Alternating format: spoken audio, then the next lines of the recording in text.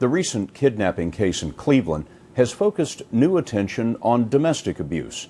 The federal government calls it a pervasive problem that frequently goes undetected. Neighbors often have no idea what is happening.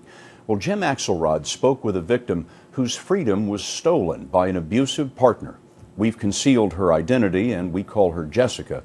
Here is her story. I was a prisoner in my own home. I couldn't look out the window. My mom was in a hospital for surgery. I couldn't go to the hospital to see my mother if he didn't go with me. What do you mean you couldn't go? I wasn't allowed to.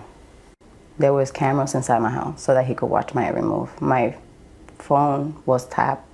People will ask the question, well, why didn't she just take her cell phone out and dial the police? I wasn't allowed to have a cell phone. Why didn't you just open the door and walk out? My door was locked from the outside. I couldn't leave the house. I wasn't allowed to shower if he was not in the house. I wasn't allowed to eat if he was not in the house.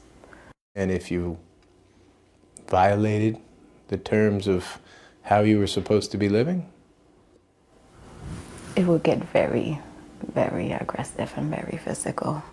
About 6 months into the relationship, Jessica got pregnant. That's when it really got bad, because that's when he really got control of me. Is this when he started to hit you? Yeah, this is when not just the physical abuse, the verbal abuse, the sexual abuse, it was just everything just at once. That's when everything started.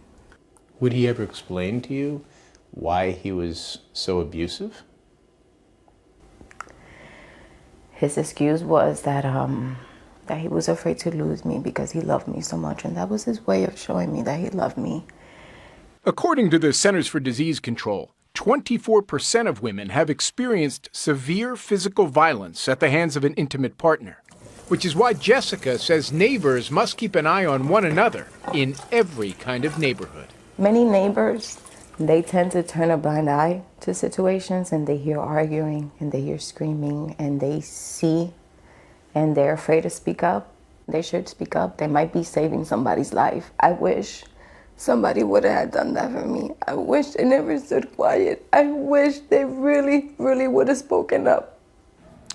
One day, when visiting her mom with her boyfriend, he started beating Jessica. Her sister called the cops. Jessica got a restraining order. But her lawyers at a nonprofit, Partners for Women in Justice, say getting out the first time is rare, that it takes abused women up to 7 attempts, Scott, to get out for good. Very revealing, Jim. Thanks very much.